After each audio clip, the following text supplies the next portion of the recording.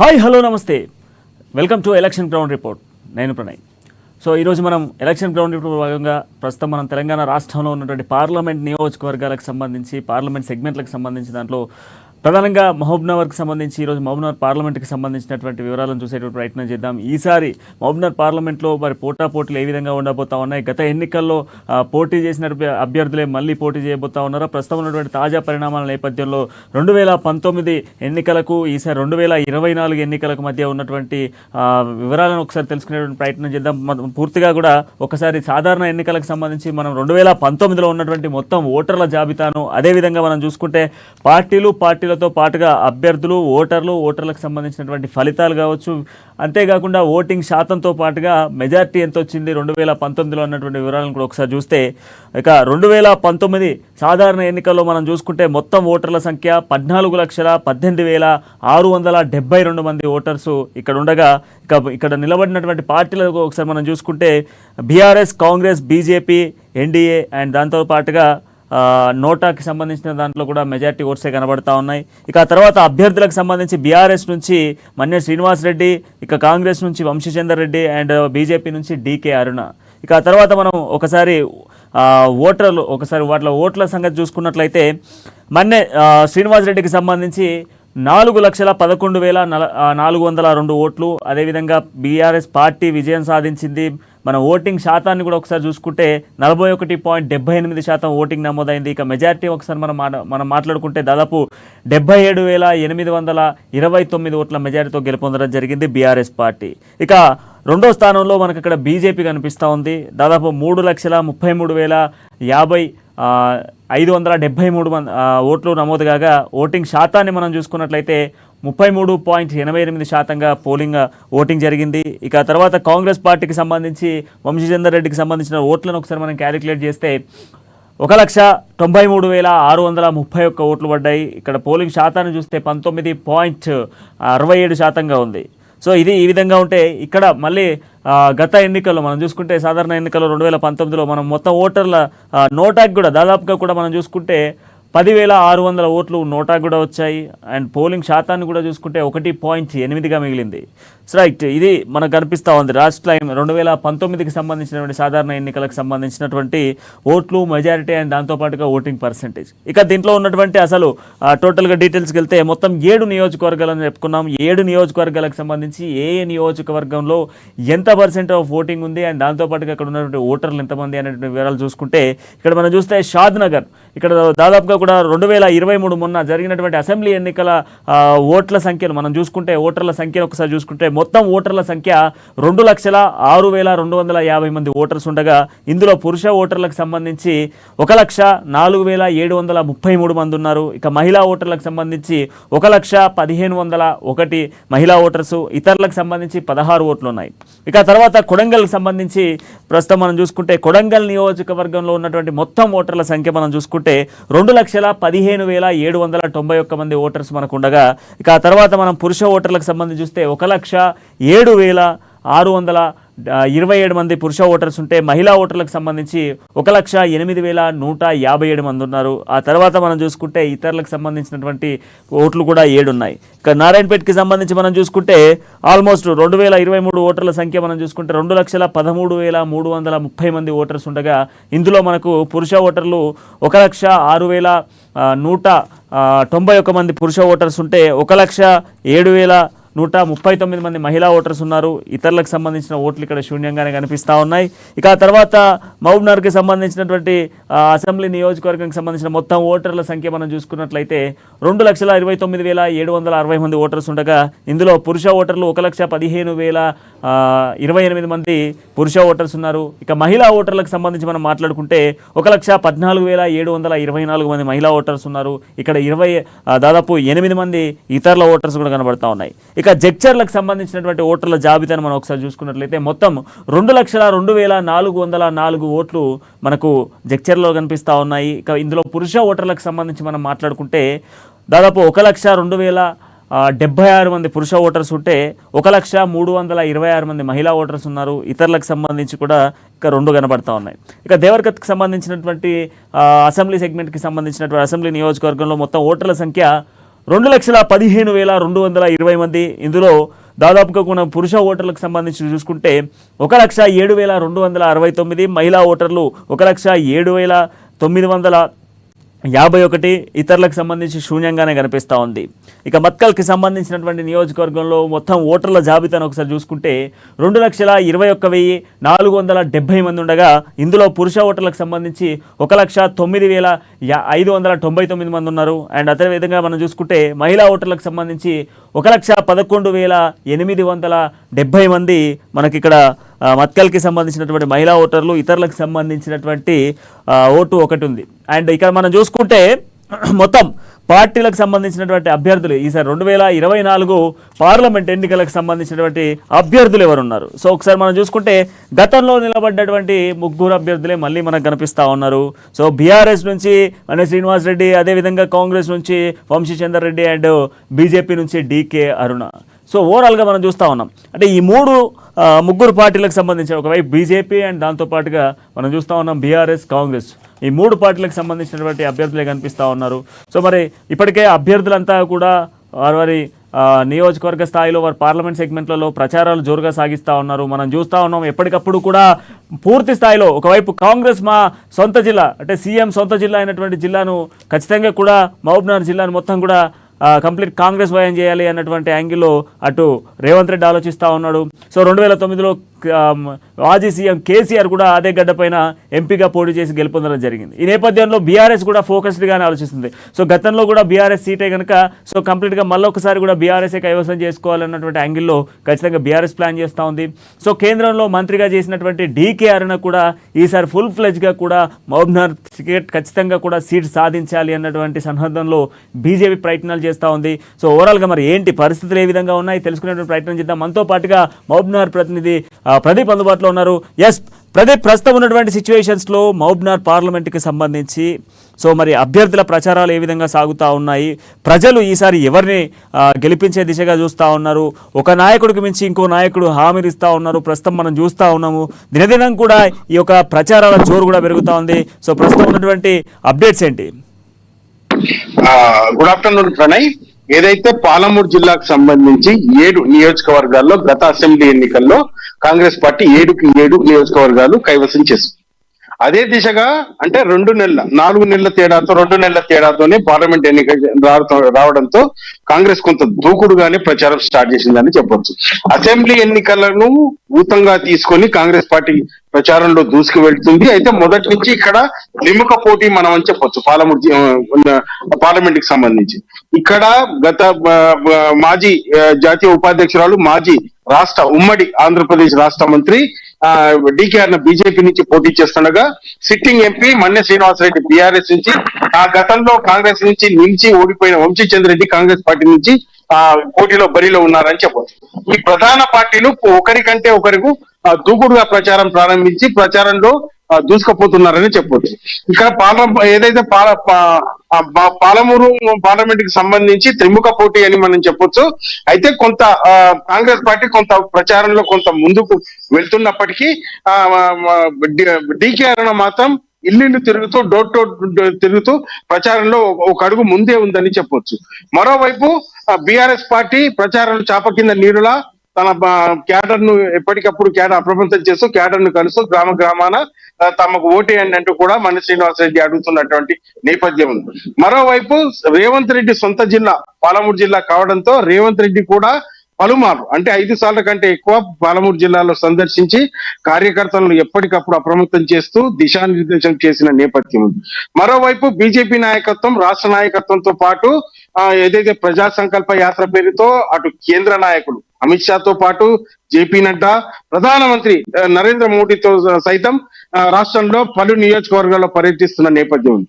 అయితే రాబోయే 10వ తారీఖు కూడా 9వ తారీఖు కూడా ఇక్కడ ప్రధానమంత్రి నారాయణపేట జిల్లాకు రానున్న నేపథ్యంలో బీజేపీ పార్టీ కూడా విస్తృతంగా తమ ప్రచారం అయితే కొనసాగిస్తున్నటువంటి నేపథ్యం ఉంది. మరోవైపు ఈసారి ఏదైతే అసెంబ్లీ ఎన్నికలకు కాంగ్రెస్ పార్టీకి ఏదైతే అనుకూల పవనాలు వీచాయో ఈసారి ఏదైతే పార్లమెంట్ కి సంబంధించి బీజేపీ కొంత అనుకూలంగా ఉందని కూడా మనం చెప్పొచ్చు. ఒకవైపు ప్రధానమంత్రి కేంద్ర ప్రభుత్వం చేసిన అభివృద్ధి కార్యక్రమాలను ప్రజల్లోకి విస్తృతంగా అంటే పూర్తి స్థాయిలో బీజేపీ క్యాడర్ కానీ బీజేపీ కార్యవర్గం కానీ బీజేపీ రాష్ట్ర నాయకులతో పాటు జిల్లా నాయకులు కూడా ప్రజల్లోకి తీసుకెళ్లడంలో కొంత సక్సెస్ అయిన నేపథ్యంలో కాంగ్రెస్ పార్టీ రేవంత్ రెడ్డి సొంత జిల్లా కావడంతో కాంగ్రెస్ పార్టీ కూడా అదే వ్యూహాన్ని ఏదైతే అవలంబిస్తూ 6 గ్యారంటీలు ఇచ్చిన నేపథ్యం 5 గ్యారంటీ ఇప్పటికే నెరవేర్చిన నేపథ్యంలో రాబోయే ఎన్నికల కోడ్ ముగిసిన వెంబడే ఏదైతే కాంగ్రెస్ పార్టీ ప్రభుత్వం ప్రకటించిన రుణమాఫీ కూడా చేస్తామంటూ కూడా ముఖ్యమంత్రి రేవంత్ రెడ్డి ప్రచారంలో విస్తృతంగా ఏదైతే చెప్తున్నటువంటి నేపథ్యం. ఒకవైపు కాంగ్రెస్ పార్టీ సొంత జిల్లా రేవంత్ రెడ్డి ముఖ్యమంత్రి సొంత జిల్లా కావడంతో కాంగ్రెస్ పార్టీ కూడా ప్రధానంగా బీజేపీ కాంగ్రెస్ పార్టీలు ప్రచారంలో ఒకరికంటే ఒకరు ఎక్కువ దూసుకుపోతూ ప్రచారాన్ని అయితే కొనసాగిస్తున్న నేపథ్యం ఉంది. మరోవైపు బీఆర్ఎస్ పార్టీ చాప కింద నీరులా ఏదైతే గత అసెంబ్లీ ఎన్నికల్లో సాగు దెబ్బతిన్న బీఆర్ఎస్ పార్టీ చాప కింద నీరులా మెల్లగా విస్తృతంగా ఏదైతే తమ క్యాడర్ ను కలుస్తూ గ్రామాల్లో తమకు ఓటేయాలంటూ కూడా అభ్యర్థిస్తున్నటువంటి నేపథ్యం. మరోవైపు మన్నె శ్రీనివాసరెడ్డి ప్రధాన మైనస్ పాయింట్ ప్రజల్లో తిరగపోవడం, ఈ 5 ఏళ్లు ప్రజల్లో కలవకపోవడం, నియోజకవర్గాల్లో పర్యటించకపోవడం కూడా కొంత మైనస్ అనే నేపథ్యంలో మొన్న ఏదైతే రోడ్ షోకి వచ్చిన కేసీఆర్ రోడ్ షో పాలమూరులో నిర్వహించిన నేపథ్యంలో కొంత బీఆర్ఎస్ పార్టీ ఉత్సాహంగా ఉందని చెప్పొచ్చు. అయితే రోడ్ షో తర్వాత బీఆర్ఎస్ పార్టీలో కొంత దూకుడు అయితే వచ్చిందని చెప్పొచ్చు. కేసీఆర్ దిశానిర్దేశం చేసిన నేపథ్యంలో పార్టీ వర్గాలు కూడా కొంత విస్తృతంగా పర్యటిస్తున్న నేపథ్యం అయితే ఉంది. మరోవైపు ఈసారి ఏదైతే కాంగ్రెస్ పార్టీ ఇచ్చిన 6 గ్యారంటీలను బీఆర్ఎస్ పార్టీ అటు బీజేపీ పార్టీలు కొంత కాంగ్రెస్ పార్టీపై ఇచ్చిన హామీలు నెరవేర్చడంలో విఫలమైందంటూ కూడా కొంత ప్రచారంలో చెప్తున్న నేపథ్యంలో కొంత సక్సెస్ పొందుతున్నారని కూడా మనం చెప్పొచ్చు. ఈ నేపథ్యంలోనే రేవంత్ రెడ్డి కూడా నిన్న కాక మొన్న కూడా కొత్తకోట ఇటు అలంపూర్ రాహుల్ గాంధీ వచ్చిన సభల్లో కూడా తాను చెప్పిన ఏదైతే ఇచ్చిన హామీలు 100% ఏదైతే ఎన్నికల కోడ్ మిగిలిన నెరవేర్స్తానంటూ కూడా చెప్పిన నేపథ్యంలో ప్రధానంగా త్రిముఖ పోటీ అయితే పాలమూరు పార్లమెంట్ నియోజకవర్గంలో కొనసాగుతుందని కూడా మనం చెప్పొచ్చు. ప్రణయ్,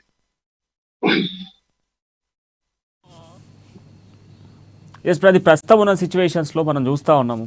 ఒకవైపు డీకేఆర్న, మరోవైపు మనం చూసుకుంటే వంశీచందర్ రెడ్డి కావచ్చు, లేదంటే మన్నె శ్రీనివాస్ రెడ్డి కావచ్చు, వీళ్ళు ముగ్గురు కూడా కంప్లీట్గా కూడా ప్రజల్లోకి వెళ్తా ఉన్న నేపథ్యంలో మొన్న కేసీఆర్కి సంబంధించినటువంటి రోడ్ షో పెట్టడం వల్ల కొంత బీఆర్ఎస్కి ఇప్పుడు ఉన్నటువంటి సిచ్యువేషన్స్లో కొంత ఇంపాక్ట్ పెరిగింది అన్నటువంటి వార్తలను కూడా చూస్తూ ఉన్నాం. సో అదేవిధంగా డీకే అరుణ కూడా చెప్తా ఉన్నారు, కేంద్రం నుంచి రావాల్సినటువంటి అన్ని స్కీమ్స్ కావచ్చు, కేంద్ర హోదాలకు సంబంధించినటువంటి అంశంలో కూడా ఖచ్చితంగా కూడా భారతీయ జనతా పార్టీ తీసుకురాబోతుంది, ప్రజలు విశ్వసించాలి, మోదీ సర్కార్ను మరొకసారి తీసుకురావాలి అన్నటువంటి నినాదంతో డోర్ టు డోర్ క్యాంపెయిన్ చేస్తూ ఉన్నారు. మరోవైపు కాంగ్రెస్ కూడా అదే తరహాలో కాంగ్రెస్ ఇచ్చినటువంటి 6 గ్యారెంటీ అమలు జరుగుతుంది, ఇప్పుడు ఇచ్చినటువంటి 5 గ్యారెంటీల అమలు కూడా జరగబోతా ఉంది. ఖచ్చితంగా కూడా రాహుల్ గాంధీని ప్రధాని చేయాలి అన్నటువంటి యాంగిల్లో కాంగ్రెస్ ప్రచారం జోరుగా సాగుతూ ఉంది. అండ్ దాంతోపాటుగా మోరోవర్ మనం అనుకున్నట్టుగా అది సీఎం రేవంత్ రెడ్డికి సంబంధించినటువంటి సొంత జిల్లా అయింది. సో మరి ఈ నేపథ్యంలో ఇప్పుడున్నటువంటి సిచ్యువేషన్స్లలో ఇక్కడ కంప్లీట్గా కూడా కేసీఆర్ బస్సు యాత్రతో కంప్లీట్ బీఆర్ఎస్ వైపు మొగ్గుతూ ఉన్నారు. బీఆర్ఎస్కి సంబంధించిన కొంత గ్రాఫ్ పెరిగింది అన్నటువంటి వార్తలు కూడా వస్తూ ఉన్నాయి. ఇది వాస్తవమైన నిజంగా కేసీఆర్ టూర్తో కొంత బీఆర్ఎస్కి కొంత గ్రాఫ్ పెరిగిందా? అయితే మొన్న ఏదైతే కేసీఆర్ బస్సు యాత్ర నేపథ్యంలో కొంత బీఆర్ఎస్ అయితే క్యాడర్ కొంత గ్రాఫ్ లో కూడా కొంత ఉత్సాహం వచ్చిందని చెప్పొచ్చు. ఏదైతే 10 సంవత్సరాల బీఆర్ఎస్ పాలనలో అవినీతి అక్రమాలు, అటు ఇసుక కానీ, ఇటు డబుల్ బెడ్రూమ్ల విషయంలో కానీ, ఇటు ఏదైతే అభివృద్ధి పథకంలో అయితే అప్పుల నేపథ్యంలో కానీ, అవినీతిలో కానీ, తర్వాత ఏదైతే బీఆర్ఎస్ పార్టీ చెప్పిన ఏదైతే దళిత బంధు కానీ కొంత ఇవ్వడంలో కొంత విఫలమయ్యారు. అంటే దళితులకు సంబంధించి గ్రామంలో ఒక 2 ఏదైతే దళితులందరికీ ఇవ్వకపోవడం, డబుల్ బెడ్రూమ్ ప్రధానంగా ఇవ్వకపోవడం, ఏదైతే దీనికి సంబంధించి ప్రాజెక్టుల విషయంలో ప్రధానంగా పాలమూరు రంగారెడ్డి ప్రాజెక్టు విషయంలో కూడా జాతీయ హోదా తేవడంలో ప్రాజెక్టును పూర్తి చేయకపోవడంతో కూడా కొంత బీఆర్ఎస్ కు వ్యతిరేకత నెలకొని గత అసెంబ్లీ ఎన్నికల్లో ఉమ్మడి పాలమూరు జిల్లాకు సంబంధించి 12 నియోజకవర్గాల్లో బీఆర్ఎస్ పార్టీ తుచుకుపెట్టిపోయిందని చెప్పొచ్చు. అయితే ఈ నేపథ్యంలోనే బీఆర్ఎస్ పార్టీని పూర్తిగా ప్రజలు విస్మరించిన నేపథ్యంలో కాంగ్రెస్ పార్టీకి అధికారాన్ని చెప్పారు. అయితే కాంగ్రెస్ పార్టీ విస్తృతంగా 6 గ్యారెంటీలు తీసుకుపోవడంలో కొంత సఫలమైన నేపథ్యంలో ఇప్పుడు ఏదైతే బీజేపీ కూడా కొంత కేంద్ర నాయకత్వం, కేంద్రం వాటా రాష్ట్ర ప్రభుత్వ అభివృద్ధి పనుల్లో కేంద్రం వాటా కూడా చెప్పడంలో బీజేపీ కొంత విఫలమవడంతో కూడా కొంతలో కొంత అంటే గతంలో 2018 కంటే ఈసారి అసెంబ్లీ సీట్లు తెలంగాణ రాష్ట్రంలో కొంత మెరుగైందని చెప్పొచ్చు. మరోవైపు కాంగ్రెస్ పార్టీ కూడా 6 గ్యారంటీలు చెప్పడంలో ప్రజల్లో సక్సెస్ కావడంతో 14 నియోజకవర్గాలు గాను 12 నియోజకవర్గాల్లో కాంగ్రెస్ విజయదుందుబి మోగించింది. అదే ఉత్సాహంతో ఏదైతే పాలసీలు అమలు చేయడంలో, పథకాలు అమలు చేయడంలో కొంత విఫలమైందంటూ కూడా బీజేపీ ఇటు బీఆర్ఎస్ పార్టీలు విస్తృతంగా ప్రచారం చేస్తూ సక్సెస్ అయ్యాలని కూడా చెప్పవచ్చు. మరొక వైపు ఎన్నికల కోడ్ ఉన్న నేపథ్యంలో ఏదైతే ఇచ్చిన రుణమాఫీ కానీ, డబుల్ బెడ్రూమ్ల విషయంలో కానీ, పాలమూరు అభివృద్ధికి సంబంధించి కూడా కట్టుబడి ఉన్నానంటూ రేవంత్ రెడ్డి చెప్తున్నా కానీ బీఆర్ఎస్ పార్టీ, బీజేపీ పార్టీలు ప్రజల్లో కాంగ్రెస్ పై వ్యతిరేక ఏదైతే ఆరోపణ చేస్తున్నారో కొంత సక్సెస్ అయ్యారు. అయితే మొన్న జరిగిన బస్సు యాత్ర నేపథ్యంలో బీఆర్ఎస్ పార్టీలో కొంత ఉత్సాహం అయితే నెలకొన్నది. ఏదైతే ఇచ్చిన హామీలు నెరవేర్చడంలో రేవంత్ రెడ్డి సర్కారు, అటు కాంగ్రెస్ పార్టీ ప్రభుత్వం విఫలమైందంటూ ఏదైతే వాళ్ళు చెప్పేవన్నీ అబద్ధాలే అంటూ చెప్తున్న నేపథ్యంలో కొంత క్యాడర్ లో కూడా కొంత ఉత్సాహం నెలకొని గ్రామాల్లో ప్రజలకు చెప్తున్నటువంటి నేపథ్యం ఉంది. అయితే మరోవైపు బీజేపీ కూడా ఏదైతే గత 10 సంవత్సరాల్లో తెలంగాణకు తాము చేసింది ఏమిటి, ఏదైతే ఈ రాష్ట్ర ప్రభుత్వ పథకాల్లో తమ వాటా ఎంత ఉంది అని చెప్పడంలో కూడా కొంత సక్సెస్ అయిన నేపథ్యంలో ఇటు పాలమూరు ఏదైతే 7 నియోజకవర్గాలకు సంబంధించి అసెంబ్లీ ఎన్నికల లో కాంగ్రెస్ పార్టీకి ఎట్లయితే అనుకూల పవనాలు ఉన్నాయో బీజేపీకి కూడా ఇటు అనుకూల పవనాలు వీస్తున్నాయని చెప్పడంలో సందేహం అయితే లేదు. ప్రధానంగా మొదట ఏదైతే పార్లమెంట్ ఎన్నికల ప్రచారాలు మొదలైనప్పుడు కాంగ్రెస్ వర్సెస్ బీజేపీ ఉన్న పాలమూరు 7 నియోజకవర్గాల్లో ఇప్పుడు త్రిముఖ పోటీ నెలకొన్నదని కూడా మనం పూర్తిగా చెప్పొచ్చు. ఒకవైపు 3 ప్రధాన పార్టీలు తమ పథకాలు, తాము చేసిన అభివృద్ధి, ఏదైతే తాము చేయబోయే పనులు కూడా చెబుతూ ప్రచారంలో ఒకరికంటే ఒకరు దూసుకుపోతున్న నేపథ్యం అయితే. మరోవైపు బీఆర్ఎస్ పార్టీ ఇవన్నిటినీ కాదంటూ చాప కింద నీరులా మెల్లగా తమ ప్రచారం గ్రామాల్లో ఓటరుకు చెప్పడంలో కొంత సక్సెస్ అవుతుందని కూడా మనం చెప్పవచ్చు. ప్రణయ్, పాయింట్ ఏంటంటే ఇప్పుడు కాంగ్రెస్ పార్టీ గతంలో అసెంబ్లీ ఎన్నికల్లో మనం బేస్ చేసుకుంటే కంప్లీట్గా కూడా పాలమూరు జిల్లాలో మనం చూసుకుంటే ఇప్పటికే కాంగ్రెస్ పూర్తి స్థాయిలో ఉన్నటువంటి ఆల్మోస్ట్ అన్ని నియోజకవర్గాలలో కూడా కాంగ్రెస్ ఉనికిని కాపాడేటువంటి ప్రయత్నం చేసింది. ఓవరాల్ తెలంగాణ స్టేట్లోనే పాలమూరు జిల్లా నుంచే కాంగ్రెస్ పార్టీ ఎక్కువ శాతం సీట్లను గెలిచింది. ఆల్మోస్ట్ అటు వరంగల్ కావచ్చు, లేదా నల్గొండ కావచ్చు, అండ్ మరోవర్ ఖమ్మం కావచ్చు. సో అంతకు మించి మహబూబ్నగర్ నుంచి కూడా ఎక్కువ శాతం కాంగ్రెస్ కైవసం చేసుకున్నటువంటి సీట్స్ ఉన్నాయి. సో ఈ నేపథ్యంలో కాంగ్రెస్ భావిస్తూ ఉంది, ఒకవైపు సొంత జిల్లా అయినటువంటి సీఎం రేవంత్ రెడ్డి సొంత జిల్లా, అంతేకాకుండా చాలామంది ఎమ్మెల్యేలు కూడా అదే జిల్లా నుంచి ఉన్న నేపథ్యంలో కూడా కంప్లీట్గా కూడా ఈసారి ఖచ్చితంగా వంశీచందర్ రెడ్డి గెలుపు ఉండబోతుంది అన్నటువంటి వార్తను కూడా కాంగ్రెస్ ప్రచారం చేయబోతా ఉంది. సో మరి ఈ ప్రచారాన్ని నిజంగానే ప్రజలు నిజం చేయబోతా ఉన్నారా? నిజంగా ఇప్పుడు ప్రజలు కాంగ్రెస్ పార్టీని నమ్మేటువంటి పరిస్థితిలో ఉన్నారా? ఇంతమంది ఎమ్మెల్యేలు ఉన్నప్పటికీ కాంగ్రెస్ పార్టీకి అంత గ్రాఫ్ వచ్చిందా? గతంలో పాలమూరు జిల్లా అంటే ఆల్మోస్ట్ నీళ్లు లేనటువంటి కరువు ప్రాంతంగా ఉన్నటువంటి జిల్లాను నిధులతో అనేకమైనటువంటి రోడ్లతో కూడా అభివృద్ధి చేశాను ఉన్నటువంటి నినాదంతో కూడా బీఆర్ఎస్ ఒకవైపు వెళ్తా ఉంది. కేంద్ర హోదాలో పాలమూరు జిల్లాకు అనేక పథకాలను తీసుకొచ్చామంటూ కూడా బీజేపీ చెప్పుకొస్తా ఉంది. మరోవైపు చూస్తే కాంగ్రెస్ కూడా అదే తరహాలో ఉన్నటువంటి ఎమ్మెల్యేలు ఉన్నారు. సో ఆల్మోస్ట్ ఇదంతా ప్రాంతం అంతా కూడా మాదే అని చెప్పేసి కాంగ్రెస్ చెప్తా ఉంది. సో మరి ఆ కాంగ్రెస్ ఊహించినటువంటి పాయింట్ ఆఫ్ వ్యూలో కాంగ్రెస్కి ఏమైనా గ్రాఫ్ పెరిగే ఛాన్సెస్ కనబడతా ఉన్నాయా? 3 సార్లు నిలబడ్డటువంటి ఆల్మోస్ట్ గత 2019లో వంశీచందర్ నిలబడ్డాడు, అండ్ ఇప్పుడు మనం చూస్తే 2024లో నిలబడ్డాడు. సో మరి ఈసారి ప్రజలు ఏమైనా వంశీచందర్ వైపు ఆలోచించేటువంటి అవకాశాలు ఏమైనా కనిపిస్తా ఉన్నాయా? ఎస్ ప్రణయ్, ఏదైతే గతంలో 2019లో జరిగిన పార్లమెంట్ ఎన్నికల్లో కాంగ్రెస్ పార్టీ 3వ స్థానంతో సంతృప్తి పడిందని చెప్పొచ్చు. మరోవైపు 2024లో జరిగిన అసెంబ్లీ ఎన్నికల్లో కాంగ్రెస్ పార్టీ ఉమ్మడి పాలమూరు జిల్లా నుంచి 14 నియోజకవర్గాలకు గాను 12 సీట్లకు విజయదుందుబి వహించింది.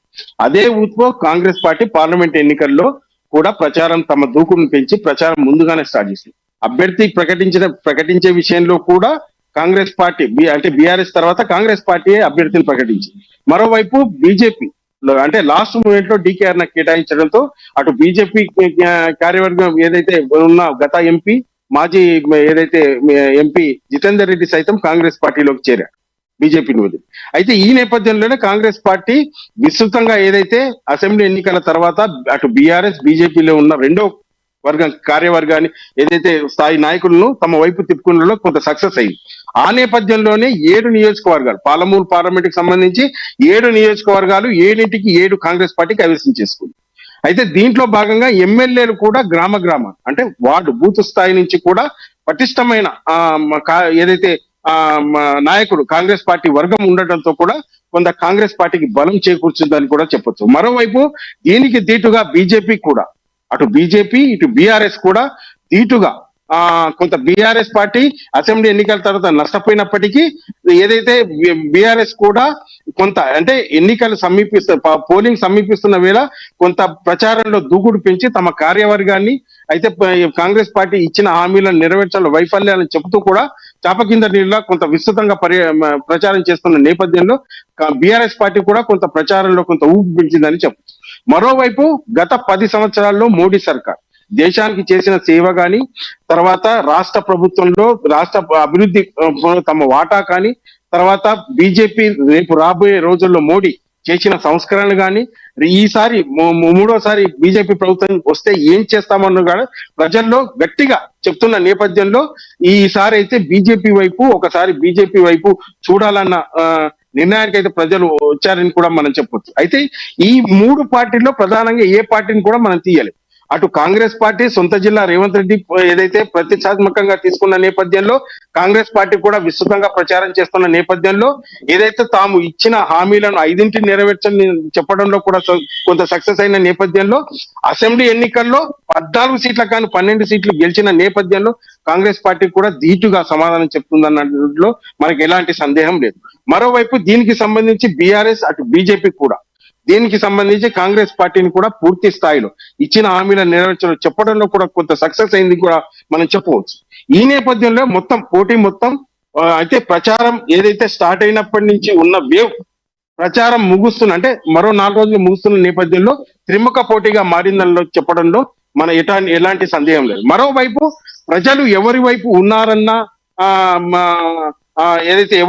ఉన్నారన్న సందిగ్ధం కూడా 3 పార్టీల్లో నెలకొన్నది.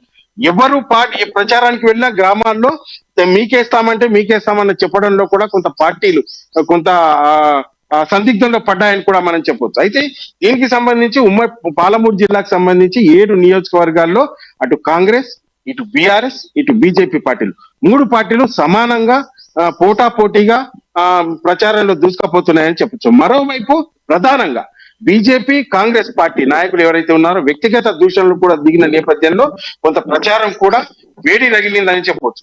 ఒకరిపై ఒకరు రాజకీయంగానే కాకుండా వ్యక్తిగత దూషణలు కూడా దిగడంతో కూడా కొంత ఆ ప్రచారంలో కొంత రసవత్తరంగా సాగుతుంది. అయితే ప్రచారం కూడా కొంత వ్యక్తిగతంగా మారిన నేపథ్యంలో మరోవైపు ఈ 3 ప్రధాన పార్టీల్లో తీవ్ర పోటీ నెలకొందని కూడా మనం చెప్పొచ్చు.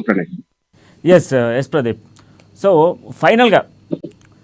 ఫైనల్గా మనం చూస్తే ఈ 3 పార్టీలకు సంబంధించి కంప్లీట్గా ఎవరికి ఎక్కువ స్కోప్ ఉండేటువంటి అవకాశం కనబడుతూ ఉంది. సో ఓవరాల్గా మీరు జిల్లాలో పర్యటిస్తూ ఉన్నారు. సో ప్రచారాలు అభ్యర్థులతో దాదాపు ముఖాముఖి మాట్లాడుతూ ఉన్నారు. సో ప్రజలతో కూడా మాట్లాడుతూ ఉన్న నేపథ్యంలో సో ఎక్కువ స్కోప్ ఎవరికి కనిపిస్తూ ఉంది ఇప్పుడున్న లాస్ట్ ఫైనల్ స్టేజ్లలో? పాలమూరు జిల్లాకు సంబంధించి 7 నియోజకవర్గాల్లో కాంగ్రెస్ కొంత ఒక అడుగు ముందుకు ఉందని చెప్పొచ్చు. మరోవైపు బీజేపీ కూడా డీకే అరుణ తాను పాలమూరు జిల్లా ఏదైతే ఆడకూతుర్ని గతంలో అంటే 2019 ఎన్నికల్లో కూడా స్వల్ప మెజార్టీతో ఓడిపోయిన నేపథ్యంలో ఈసారి డీకే అరుణ కూడా కొంత సానుభూతి పనిచేస్తున్న నేపథ్యంలో బీజేపీ క్యాడర్ కూడా పటిష్టంగా ఉన్న నేపథ్యంలో బీజేపీ కూడా గట్టి పోటీని ఇస్తుందని చెప్పచ్చు. ప్రధానంగా బీజేపీ కాంగ్రెస్ మధ్య పోటీగా మనం పాలమూరు పార్లమెంట్ సెగ్మెంట్ చెప్పొచ్చు. బీఆర్ఎస్ కూడా దీనికి దీటుగానే ఏదైతే ప్రచారం చేస్తున్న నేపథ్యంలో తమ చేసిన అభివృద్ధి కానీ, గతంలో రైతులకు ఇచ్చిన రైతు బంధు కానీ, తర్వాత రుణమాఫీ విషయంలో కానీ చేసిన అభివృద్ధి పథకాలు కూడా చెప్తూ కొంత ప్రజల్లో కూడా కొంత అనుకూలమైన వాతావరణం అయితే ఇప్పుడు ఉందని చెప్పొచ్చు. ప్రధానంగా మనం పాలమూరు పార్లమెంటును బీజేపీ వర్సెస్ కాంగ్రెస్ గా చెప్పుకోవచ్చు. దీనికి సంబంధించి బీఆర్ఎస్ కూడా పోటీలో లేకపోలేదని కూడా మనం చెప్పాలి. అయితే బీఆర్ఎస్ కూడా పోటీలో ఉందని చెప్పవచ్చు.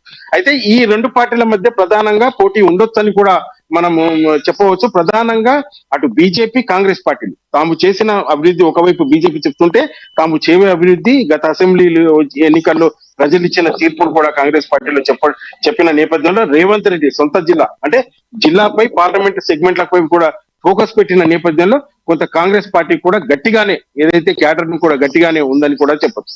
ప్రధానంగా ఉమ్మడి పాలమూరు జిల్లాకు సంబంధించి అటు కాంగ్రెస్ ఇటు బీజేపీ మధ్యనే పోటీ కొనసాగుతుందని కూడా మనం చెప్పొచ్చు Pranay. Yes, thank you Pradeep. Right, మొత్తానికి పాలమూరు జిల్లాకి సంబంధించి మహబూబ్నగర్ పార్లమెంట్కి సంబంధించి మనం మాట్లాడుకుంటే కంప్లీట్గా పార్లమెంట్లో చూస్తూ ఉన్నాం. సో త్రిముఖ పోటీ ఉండేటువంటి అవకాశాలు కనబడతా ఉన్నాయి. సో ఖచ్చితంగా కూడా కాంగ్రెస్ అండ్ బీజేపీ మధ్యలో మరింత హోరాహోరు ఉండేటువంటి అవకాశాలు కనబడతా ఉన్నాయి.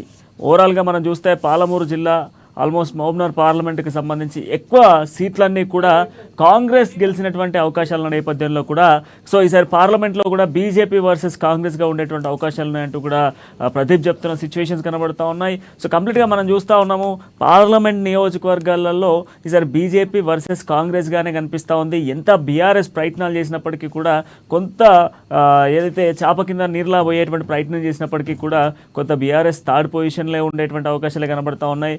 గత 3 దఫాలుగా కూడా బీఆర్ఎస్ పార్టీ గతంలో టీఆర్ఎస్ పార్టీగా ఉన్నప్పుడు 2009లో, ఆ తర్వాత 2014లో కూడా టీఆర్ఎస్ పార్టీ గెలిచింది. ఆ తర్వాత 2019లో కూడా బీఆర్ఎస్గా మారింది. ఆ బీఆర్ఎస్గా మారిన తర్వాత బీఆర్ఎస్ పార్టీగా కూడా మళ్ళీ బీఆర్ఎస్ పార్టీ గెలవడం జరిగింది. సో కంప్లీట్గా ఈసారి మాత్రం కంప్లీట్గా కూడా చేంజ్ ఓవర్ ఉండబోతున్నట్టుగా మాత్రం స్పష్టంగా తెలుస్తూ ఉంది. సో ఇది మన మహబూబ్నగర్కి సంబంధించినటువంటి పార్లమెంట్ సెగ్మెంట్. సో మరొక పార్లమెంట్ సెగ్మెంట్కి సంబంధించి చూద్దాం. చిన్న బ్రేక్ తర్వాత మళ్ళీ కరీంనగర్ పార్లమెంట్కి సంబంధించినటువంటి రివ్యూ ఏంటో తెలుసుకునే ప్రయత్నం చేద్దాం.